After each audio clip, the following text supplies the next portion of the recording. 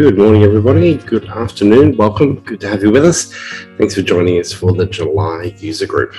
So this month, we're going to walk you through some tips to help you with your always-on campaigns, a bit of a continuation from our discussion last month, and looking at how we can attempt to make them a little bit more CX-centered in that process. So let's jump in and have a look at the agenda. So one of the key things we want to share with you is how you can use lead scoring to adjust a person's journey as they walk through or begin to move through your campaign. Also look at the website and CMS visits or even Eloqua landing page visits and looking at how you can use that as a trigger to have people become a member of your campaign. In addition, we're going to look at triggers that Marketing Cube use. So we thought we may as well show you some of the things that we do with some of the various always-on campaigns that we run as well. And then looking at release 22C. So as of today, literally this morning, I received an email from Oracle with the 22C details being announced next week. So we don't have specific information for you about 22C, but we do just have a little bit of a quick recap for you on release 22B, which is the release that you're on right now. So let's jump in. My name is Derek Bell. I'm your presenter for today's session, and I'm the Director of Customer Success and Marketing at Marketing Cube. So thank you for making some time to be with us. Just a standard housekeeping, we use Zoom. If you've joined us previously, replays are available on our website. They should be up within about a week or so.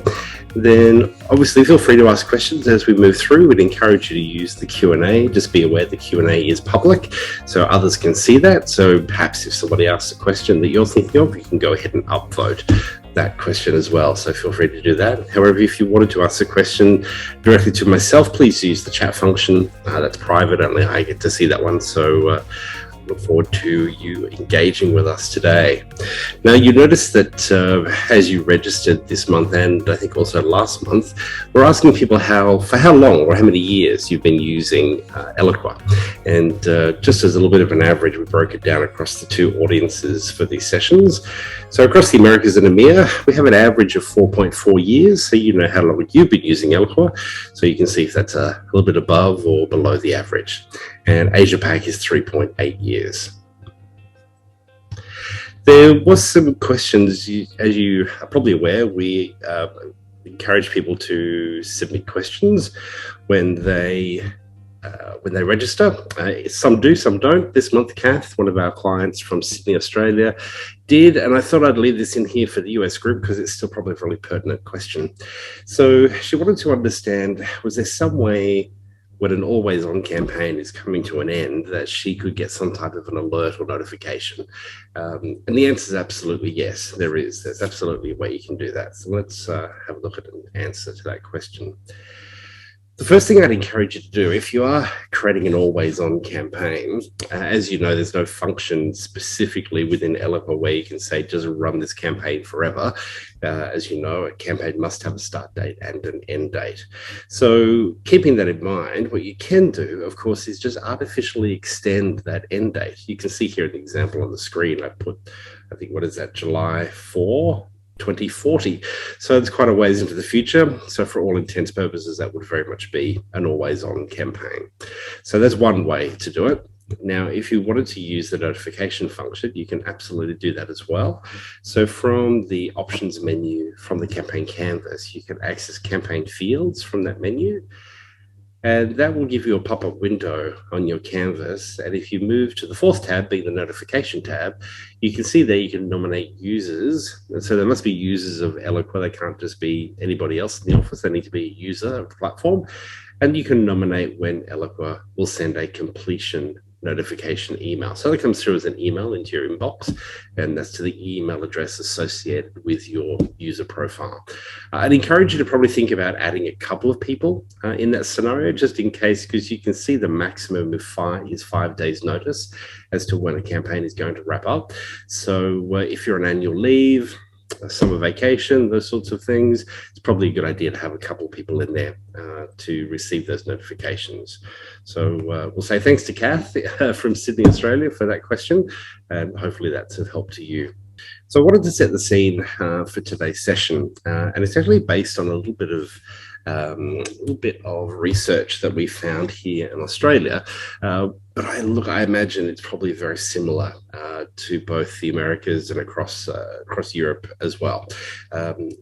The always-on campaign concept generally has a range of objectives. They're all different in what they're trying to do, but probably the main one is the lead gen, so the lead nurturing campaign, I suppose. And the idea of that one is obviously to drip feed certain amounts of information to people over a period of time, and that's what we want to have a little bit of a look at today.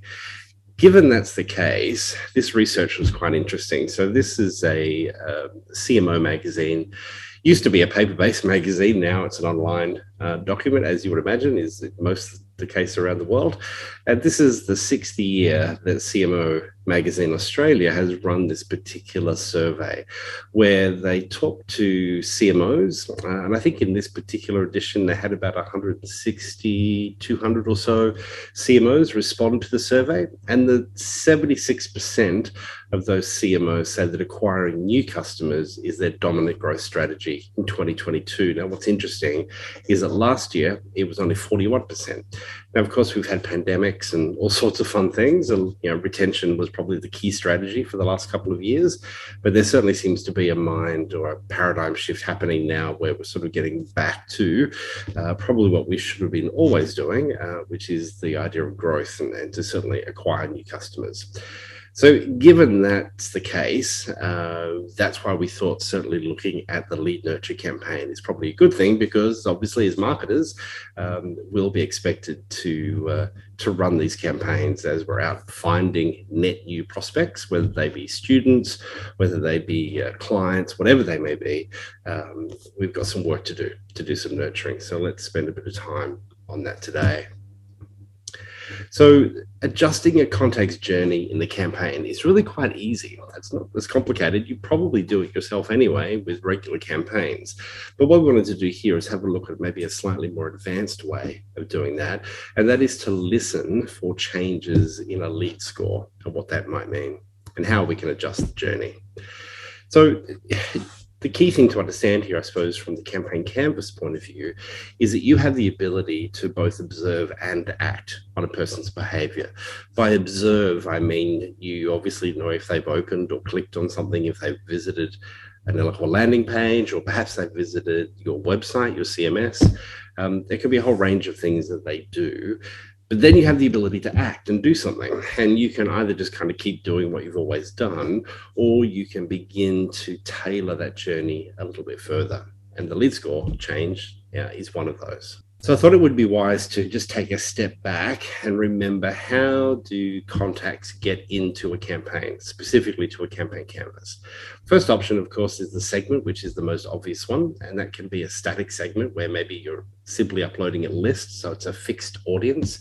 However, there's also a dynamic segment. And so this is where you're building out a segment, applying filters through your segment.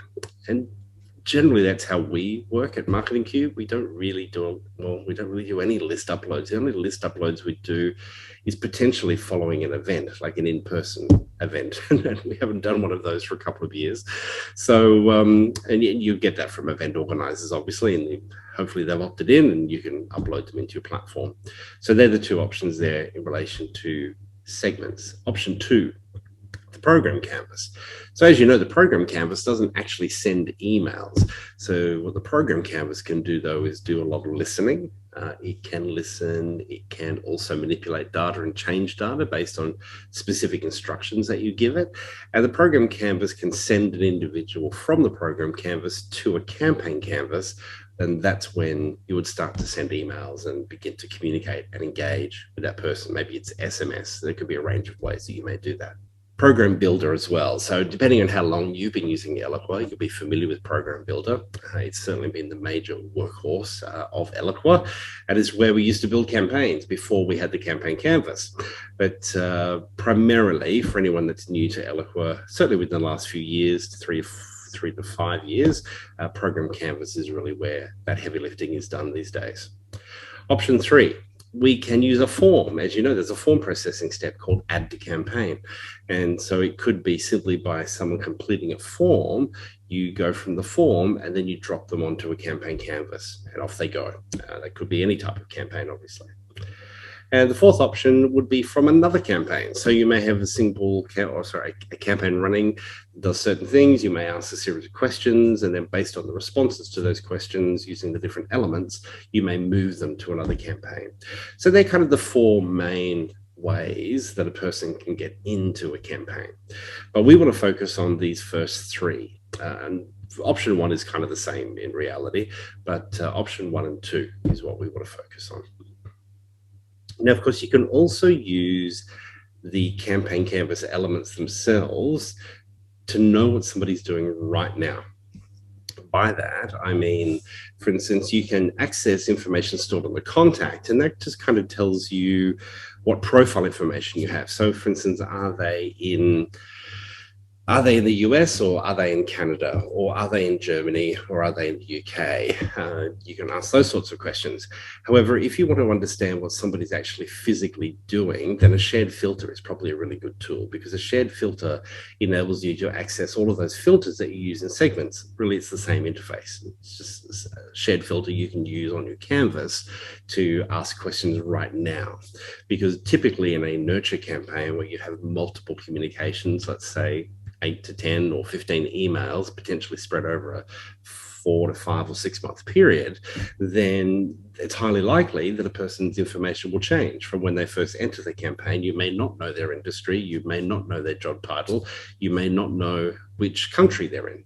But as they move through that campaign and you entice them with different offers, they fill in different forms, and slowly their profile begins to grow. And so you get more information as you move through.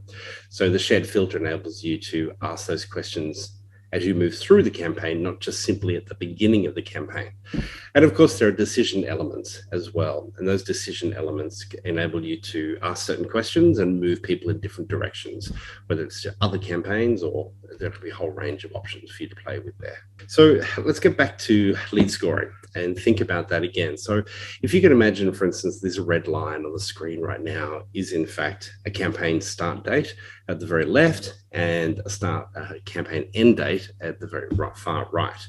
So over time, what happens is as the individual begins to progress through the campaign, they may start at a very lowly lead score of D4, for example. But as they progress through the campaign and start to do different things, then the score begins to change. It may now move up slightly to a C3, so slightly better profile and slightly more engaged. The key thing that we want to be able to do, though, is listen for these changes as they happen.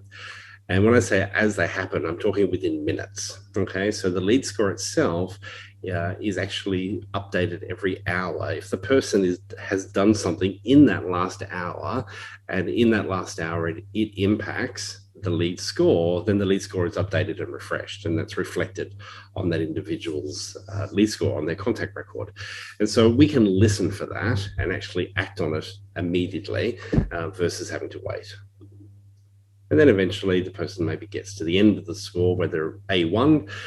And most of the time, most of us are looking to work out, well, what is a marketing qualified lead? So whatever criteria you choose to put on it, we find a lot of people like the idea of a rating of A1, A2, B1, or B2, for example, so that top quadrant of the lead score model. So if a score is achieved there, then fantastic, let's do something and let's do it quickly. Maybe it's sent it straight to the CRM as a marketing qualified lead, or maybe it's to remove them from a campaign and progress them elsewhere. Let's jump in and have a closer look. So looking at those two areas, how do we listen for changes in contact data? The key aspect that we're looking at here is being able to listen in real or action in real time. So this listener architecture that Eloqua gives you triggers the program and actions in real time based on lead score changes or a new contact creation. So a new contact creation could be something else you can listen for. So if you think about onboarding campaigns and those sorts of things, the easiest way to identify those people is to actually use a program to identify them, because it does it instantly. It's not having to do it once an hour or once a day or once a week. It can do it in real time. The other one, of course, is segments and shared filters too, as well. So you can also filter on the current lead score, checking on a set schedule for any changes to the score. So the key difference here is the program is in real time versus when you use segments and say shared filters, for example, it's on a set schedule. You know this, you've done this yourself numerous times in various areas of Eloqua, where you'll say to Eloqua, okay, yeah, ask that every 1 hour or once a day or every 6 hours or once a week. So that's the set schedule that we're referring to. So let's have a look at a program canvas and understand what that might look like. So this is just a program canvas that we have set up, specifically looking to move or listen for changes in a lead score, and then send that information straight through to the CRM to make sure the CRM at both the lead or the contact level is actually updated. In this particular example, Eloqua is connected to Salesforce CRM. So it listens, that's what that first option is doing. Once that listen has been activated and it's picked up a contact where there has been a change in the lead score, it then identifies, first of all, is there a Salesforce contact ID? If there is, it then uses the integration to update the CRM with that particular information. If it's not a contact, but there is a lead, same thing. If that's the case, we then use the integration again to go through that same process and then update the lead as well. So the nice thing here is that as those changes happen within Eloqua and the lead score is updated, then that information can be sent straight through to the CRM literally within minutes with the integration using the program canvas. So this is one of the key benefits of the program canvas over the old program builder. So some people still choose to use program builder, but program canvas speed is one of the key attributes, along with being able to use these different apps that we couldn't use apps previously on the program builder. So let's have a look at this on a campaign canvas and understand how that might work as well. So just as we take a moment there to use the program canvas to send that information through to the CRM, we can actually do the same thing directly here on the campaign canvas, listening and sending people into the campaign should we want to. So just as we use the program canvas to send them to the CRM, we could use this program canvas to send them here. Now, there are other things that you can do here as well that can make your life a little bit easier. So you've got the ability, let's say we start with a scenario of a campaign or segment audience, and that segment may be dynamic or it could be static. So depending on what you're doing, probably if it's a nurture campaign, it probably would be dynamic. Reevaluation frequency, that's what we talked about, was the set schedule. So what is the set schedule that you want to determine? We then send out the first email and then we wait for a period of time. So there's a few things that we can do here. So we can play around with this option, which is to compare contact fields. Now, I just wanted to share with you something for you to be aware of. If you're new to Eloqua, you'd probably come to this point and go, okay, great, lead score. Yep, fantastic. Okay, is it exactly, starts with, ends with, is blank? Well, so you can imagine from a lead score point of view, the lead scores are A1234, B1234, C1234, and D1234. So you can imagine how crazy this would get as you go through the process, because you'd have to ask the question, is it an A1, yes or no? If it's no, is it an A2, yes or no? Is it etc. That gets a bit crazy. So using shared filters is a much nicer way to do that if you wanted to identify a category. So the interface for shared filters, you'll notice, is actually really similar to creating a segment. It's not very different at all. It's pretty much essentially the same range of options that you've got over on the right-hand side. But here, what I'm able to do is nominate A12, B12. So that's my top quadrant. So that in argument's case, or for me, that may be a marketing qualified lead. I need to select a relevant model that I'm talking about. And so for me, it's our primary sort of lead score model, which is used for prospects. And so by using that on the campaign canvas, so if I come back here now and locate that particular, there it is. That's actually a mistype. It should be A1, A2, B1, B2. But anyway, so that's a much more efficient way to use that information directly here on your canvas. Okay. Now, the downside with using this one, let me explain that one to you. One of the easiest ways is a little bit of a hack for depending on, and this will depend on your levels of access to what you can see, but the lead score field, which perhaps you've seen sitting on the contact, is actually a system field. You'll notice it's bold, okay, versus some of the other fields. So that tells you it's a system field. Everybody gets it. Everybody who has Eloqua has that particular field. But let me have a look at the population details and see how much data I've actually got sitting in there. And you can see I have none. It's empty. Now, the reason it's empty, and it's probably empty for many of you, is that you're probably running multiple lead scores. So if you're running multiple lead scores, which score are you going to put into that particular field? Well, that becomes a bit of a challenge, right? So that's why I think very few people actually use that particular field, because they have multiple lead scores running. And so, well, of course, well, who wins? Well, who should get that field? So you can either have many lead score fields, obviously named accordingly, or we could just use things like the shared filter to do that. The shared filter is a much cleaner, simpler way to ask that question here. And so this is how we're now able to alter the journey of an individual. So you might find that you could repeat that particular shared filter multiple times in the course of your campaign. So you may send 2 or 3 emails, then you check to see what the lead score is. Then you may send another 2 or 3 emails and again check to see what the lead score is. And if at that particular point the person meets the lead score, we can do it in one of 2 ways. We can use an action here to add them to a program, and you would have a program that would be, for instance, or you could do move to program, actually. Move. Where are we? Move to program.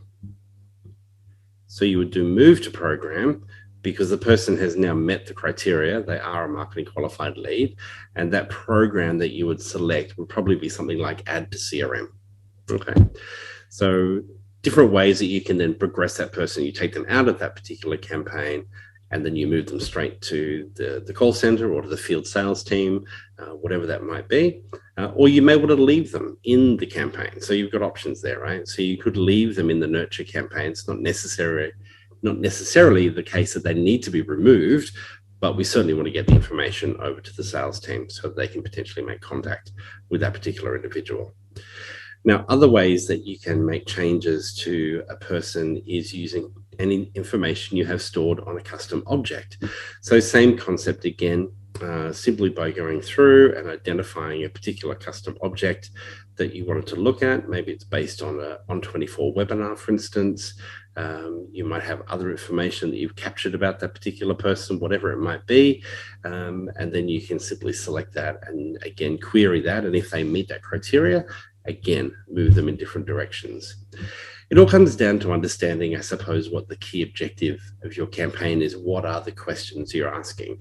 If it's really important for you to understand, for example, which industry a person is in, then you probably want to quite heavily focus on the industry field and ask that question on a regular basis, because it's highly likely that if you've got people potentially, let's say, in the construction industry, maybe this is a somewhat generic approach to your services and what you do, but once you know which industry they're in, maybe you move them to a more tailored nurture campaign that talks very much to their industry. Just as an example, if you think about the university sector, for example, it's, once you've identified the prospective student's primary interest of study, so the area, is it business, is it the arts, is it whichever, is it science, whatever it might be, once you identify that, now you could move them from a more generic type of campaign to a more tailored and specific campaign that addresses very business-oriented subjects or science, etc., so on and so forth. So being able to query that information as you move through the campaign is really critical to helping you from a personalization point of view. Of course, you've got dynamic content as well, which could also help in that process. So it's not the only way that you can do it, but it's certainly one way that you can do it. All right, let's have a look now at listening for website visits and add a person to one or more campaigns. Let's have a look at that one. The key guide, I think, here, or the key thing to think about here is certainly you need to think first and then act. Okay, so let your strategy guide you. It's very easy to sort of jump into Eloqua and start applying filters and selecting a range of different things without thinking a little bit more holistically, because remember, part of the focus for today's webinar is about keeping a CX, or customer experience centered approach in what we're doing. So at the end of the day, I think it's all about context. If you want to automatically drop somebody into a campaign, you need to make sure that there's context from the behavior that the person has exhibited or the specific responses they've given in a form submission. Then the campaign you want to drop them into, we absolutely want to make sure that it's going to make sense, okay? That there's context to what you're doing. And when you add a person to a campaign, you also need to make sure it's relevant to their expressed or implied interest. So that's what I mean by expressed would be information provided in a form submission, for example, or implied interests could be, I like using the university examples because it's kind of nice and easy because you've got so many different topics. So a typical university, multiple colleges, business, science, etc. So if you've got information or a person sitting in a campaign and you decide to send them out information about business courses, however, their online behavior for the last 2 or 3 weeks has seen them look at just about every single page that you have that relates to the arts, then why are we sending them information about the business school? Okay, so doing a little bit of querying and thinking and checking of these profile points using things like shared filters through the course of the campaign can help you deliver a far more personalized experience and more relevant experience for people. Now, the other thing that can be a little bit of a saving grace is remember that the campaign canvas default will never allow a person to enter a campaign a second time. So once you start having people automatically move from here to there and around in different campaigns, you can get a little bit nervous thinking, well, hang on a minute, I don't want them to go through that again. Well, remember, the default with Eloqua is it will not send the same email to the same person twice, nor let them into a campaign a second time. So that's a good thing. Now, the other key piece of advice I'd give you here is to think about the timing.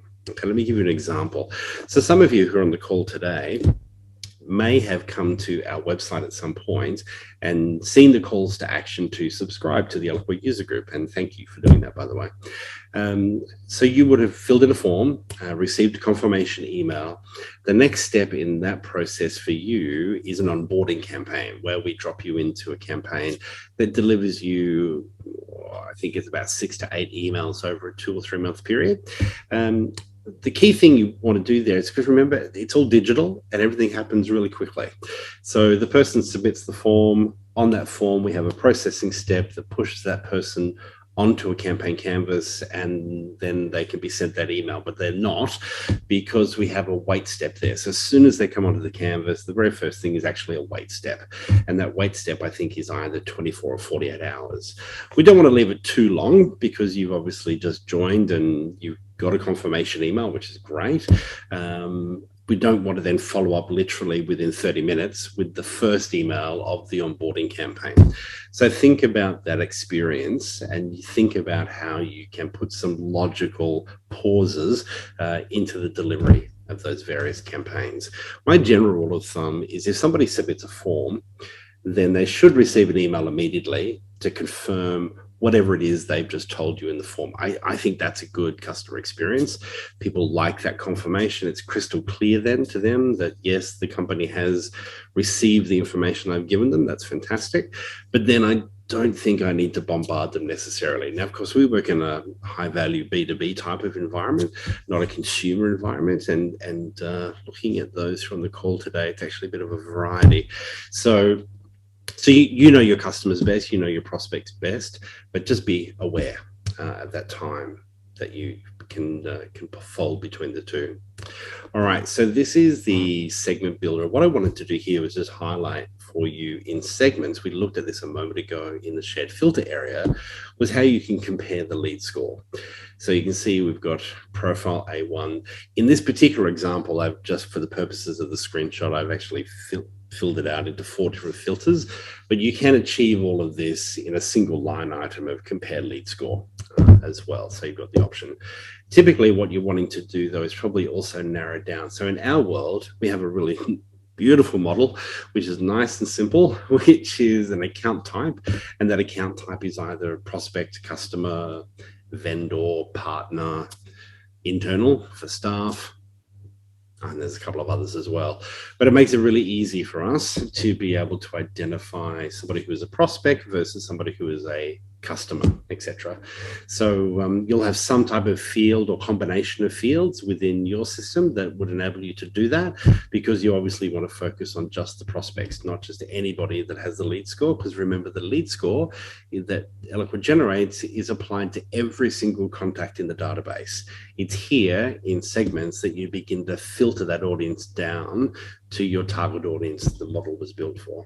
So you can see here, that's the option to manipulate and play. I've just selected A1 for the purposes of this example, but you could do AB 1, 2.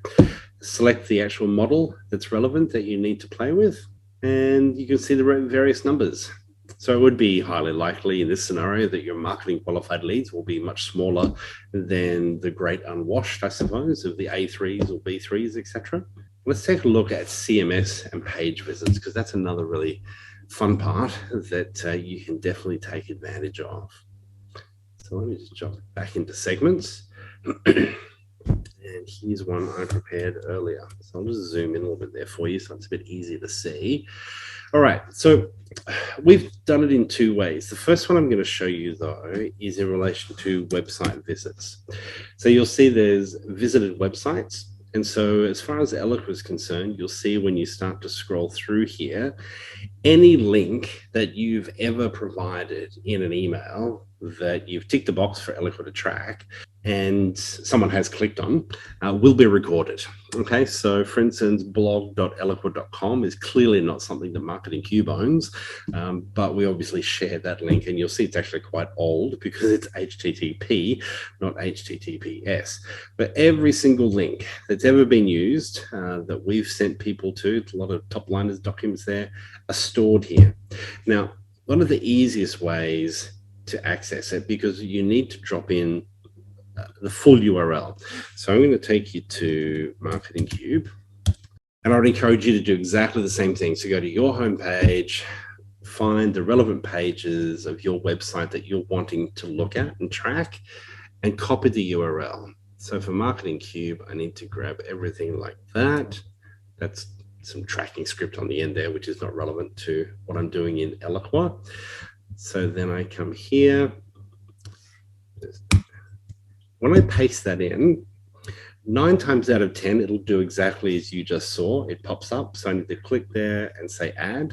Sometimes it doesn't always, it just sits there and doesn't do anything. So what you sometimes need to do is just use your backspace key to get rid of a portion of it and then start again. Okay, so there we go. And now it's actually brought up 2. This is just depending on how we've shared the URL. So this is the one I want to use. So I can go ahead and add them like so. And here I can say probably at least, not exactly, because exactly will seriously minimize the number of people that are looking at it. I could say at least, and within the last, let's say 90 days, anyone's looked at that page. So remember too, the number that you're going to get back relates to known contacts. That is people who are in your Eloqua database. Some new users freak out at this point because they're like, well, Google Analytics says that we've had 655 visits to that page in the last 90 days. Why is it different? Okay, so again, this is just known contacts. This is people who are currently stored in your Eloqua database, okay? So if you have a group of pages, like a series of pages, so if you look at our website, for instance, we've got under marketing automation, then there's a whole range of items sitting in that particular folder, not folder, but menu structure. And that's what, 1, 2, 3, 4, 5, 6, 7, 8, 9, 10, 11, 12. And then I know within that there's probably several more. Okay, so the clumsy way to do that is to go to every single page, come in here, paste, add, etc., and then end up with 12 different ways of doing it. The better way to do it is to use page tags. So page tags are a part of Eloqua, and you can find everything you need to know about page tags. And don't confuse tags. It's got nothing to do with code being put on pages and so on and so forth. That's not what it is. It's all about identifying groups of URLs that you want to tag with a value. So in this case, we've got a whole bunch of pages from our website, and we've tagged them as blog posts. So you've got different ways of playing with it. So if I look here, so you can see we've got products, we have services, we have blog posts, we have customer success, we have Eloqua User Group. So these are tagged pages, meaning so now I don't have to go in and actually select individual URLs.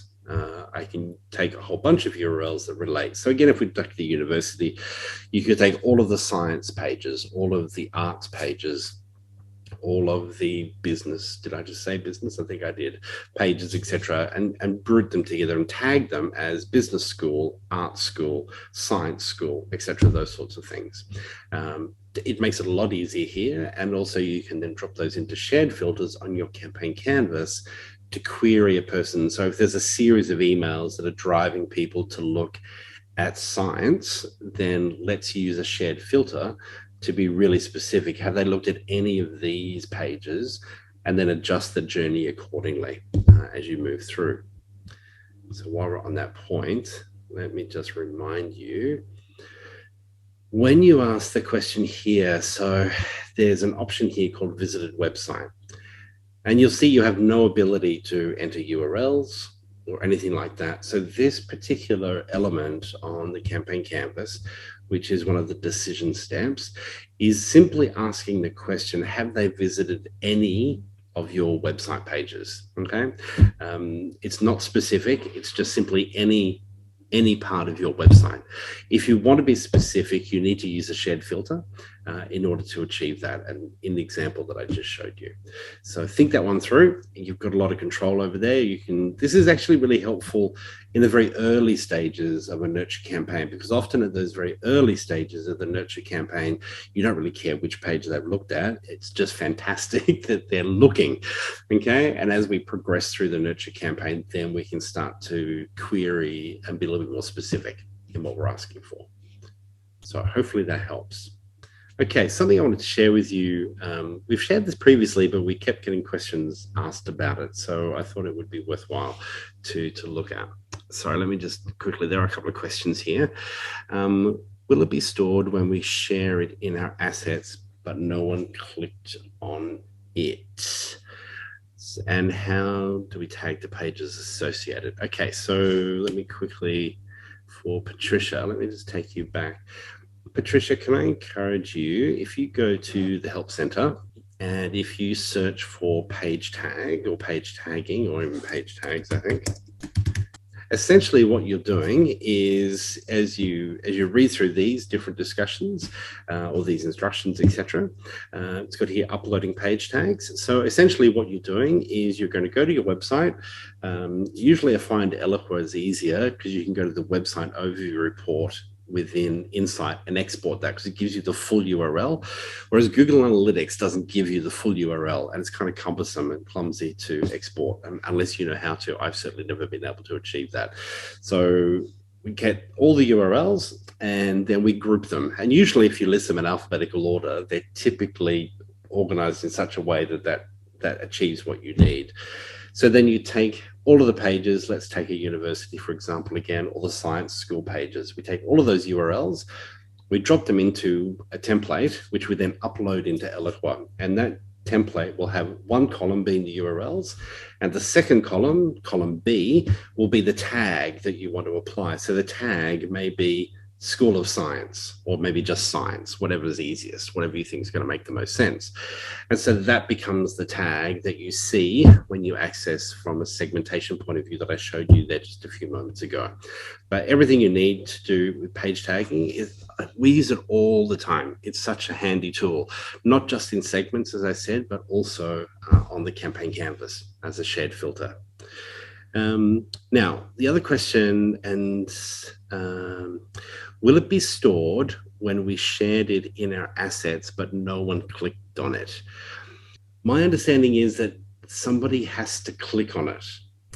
Okay, so I'm pretty sure that's the case, because in the past, what I've done is I know that I needed to use the URL in the campaign, so I've actually sent myself an email using Eloqua. Just a test email is fine, and I've clicked on it.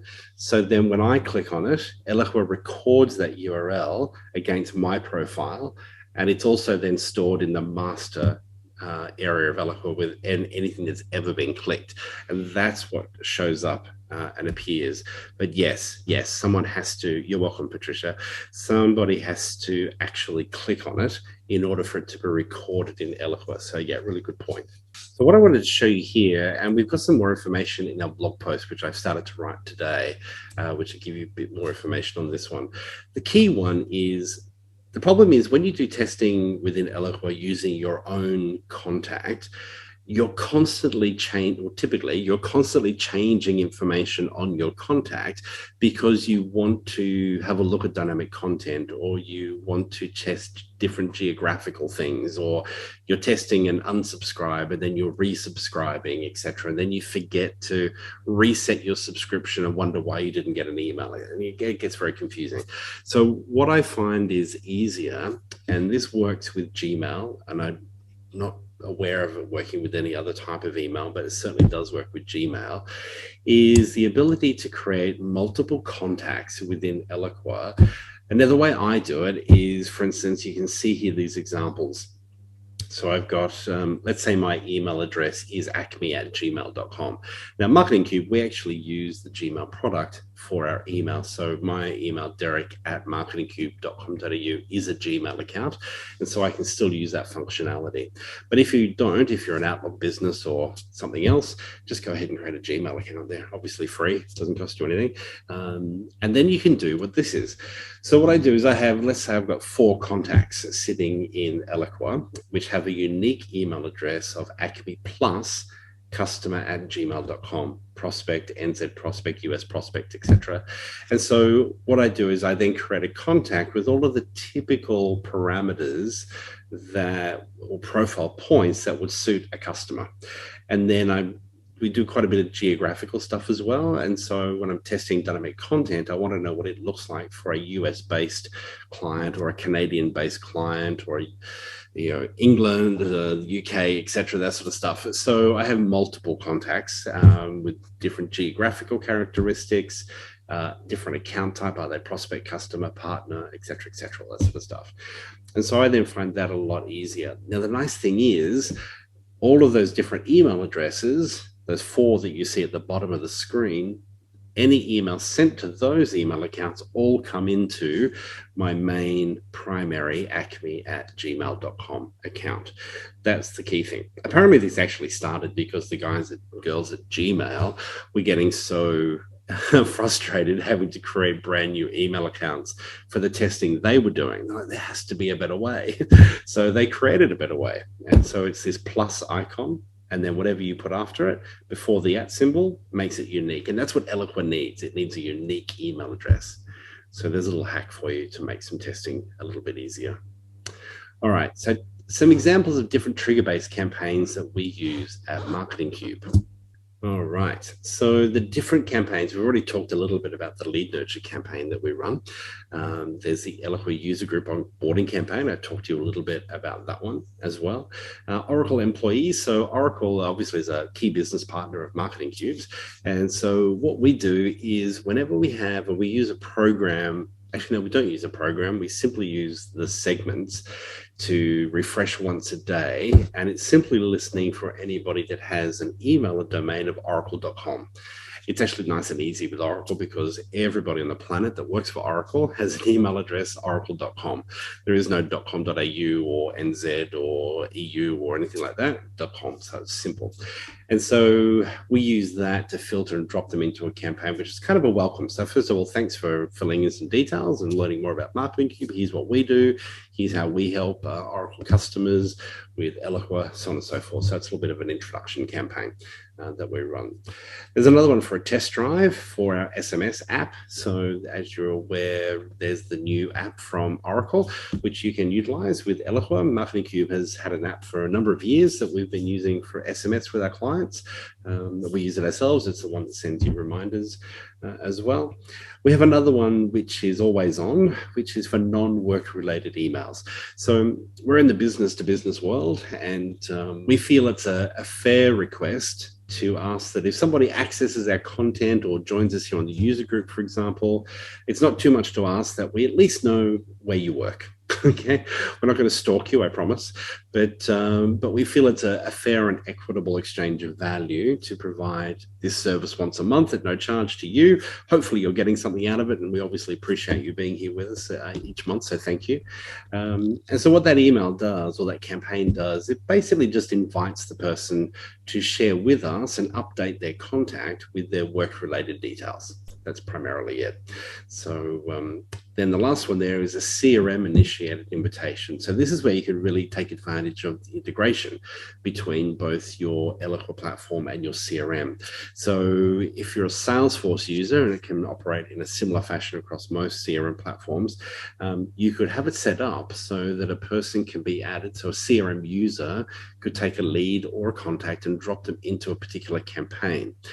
That campaign has a unique ID. So then over in Eloqua, we have a segment which has the unique ID associated, usually from a custom object, and it just filters every day. I think we have that one set to, actually we have that one set to every 2 hours. And so as soon as the person adds them to their campaign, we just wait a little bit of time, we check it, and that automatically sends an email out. It actually comes from me as the host of the user group saying that, hi, Jenny, our salesperson, Frank or Mary or Fred, whoever, has asked me to invite you to subscribe to the Eloqua User Group. So that's really helpful because it takes a little bit of work off me and makes it really easy for the sales team. So as they talk about the user group with different people, they say, well, you know, well, look, I'll get Derek to send you an email with details on how to subscribe. And so that's all they have to do is literally take that person, add them to the campaign, and shazam, they're on their way through.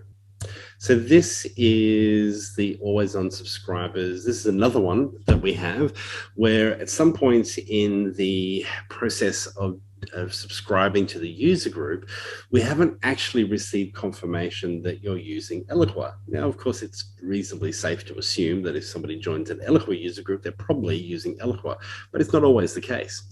So what we do here is we have a filter that picks up those individuals who are user group members. They're subscribed to the user group, but we don't know the platform that they're using, and we bring them in. The first thing I want to do though is I don't want to overwhelm these people with too many emails. So I'm checking to see have they been sent any emails in the past 14 days. If they have, I'm then waiting for 3 days. And then I'm just going to sort of, you can see this is almost like an infinity loop, right? And as soon as the answer is no, great, down they go. And here I'm using the contact field. So I'm querying the contact field because we store that information on the Eloqua contact. If it's still blank, then out the email will go. Simply asking them for an update. Now, of course, we're offering them something to do that. They'll have access to a white paper that we produce around event registration as well. So, and then off they go. So it's just looking at it's quite a specific and a very targeted campaign, but I figured there's no point me doing it just once. So I thought I could just create it as an always on campaign because it's a piece of information that's kind of critical from our point of view. We don't stop people attending, obviously, just because they're not using Eloqua, but it's just one example. You can probably think about pieces of information that you need that are critical to your organization, that if there was something like this in the background that could just sort of quietly be working away, trying to filter out and get that information could be quite helpful. So you can see we just move through the process, sending out those emails, waiting for a week in between, always double checking before we send the second email, which is really just a repeat of the first, just with slight different change. Again, just making sure that we don't have that information before we send it, and then off we go. Like so. And that's using the Salesforce app campaign association just to update the campaign members so the CRM user can see that information. It's pretty clear as well. All right, so release 22C is due towards the end of August and beginning of September. So depending on which pod you're on, you will be able to see 22C around the 26th of August for pod 1 and 2. Pods 3, 4, and 6, 9th of September. Pod 7 is based here in Asia Pac, so probably no one on this call is on Pod 7, I would imagine, and then Pod 8 on the 8th of September. So we don't have exact times just yet, but all of that information will be made available from Oracle next week. So we'll be sure to get that out to you. If you wanted to subscribe to our important updates, please feel free to do that. You can come to our website and locate that, or if you just click on the link in the bottom of any of our emails, under Manage Your Preferences, you'll see Eloqua Important Updates as a subscription that you can add there. Now, one thing I wanted to touch on, I was just looking at a little bit of a deeper dive into some of the functions from 22B, and this one I missed, which I thought was pretty pertinent. If you're an administrator with the platform, this probably will resonate with you. The data export and or export specifically function within Eloqua will now honor contact security. It never used to. So security labels and those sorts of things. So it now means that an individual who's able to export data from Eloqua using the export function will now be restricted in what they can export. This is not going to a segment and exporting. This is actually accessing within Eloqua specifically. If I show this to you, gosh, I've got to even remember where it is. Yeah, data export and import. So here, so if you have any sort of export set up, I know some customers use this all the time because they've got so many different systems, etc. So what you need to be aware of as the administrator is if you have other people in the business who've been doing this, they may see a change depending on their access levels and security levels that you have in place. They may see a difference in the information that is exported. So just be aware of that one. If you're not aware, you could be stumped and been trying to figure out what on earth's going on. So that's just an FYI for you. Now, in relation to other changes, we're almost out of time here. So what I may do is direct you to our blog. This information is covered in last month's blog, and you'll find information there. This one's coming soon, starting with pod 6 and 7, but this is going to be fantastic. Again, your administrator, if you're an administrator, you'll appreciate this. If you're not, whatever. But it's super critical that certificates are maintained and up to date. Otherwise, your landing pages disappear. People can't see your emails. It's horrible. Essentially. So Oracle is looking to take this on for you as an automated process and an automated renewal of those certificates prior to the expiry of those certificates, which is very cool. So it's kind of happening right now for pod 6 and 7, but will be rolled out. My understanding is within the next 12 months to all clients on all pods. So something to look forward there. Well, thank you so much. We've only got like 3 minutes left, and sorry I had to rush through that last little bit, but hopefully that was helpful. As I said, we'll have information out to you shortly with details for next month, and we look forward to you accessing replays. And please remember and have a think about questions. I love it when people give questions. So thank you to Kath from Sydney, Australia, but it would be great to be able to have questions from Brazil and New York and from Germany and from the UK. So please have a think, and we look forward to seeing you next month. Happy to stay here on the line for a few more minutes to see if we have any other questions. Thanks very much, everybody, and have a wonderful day.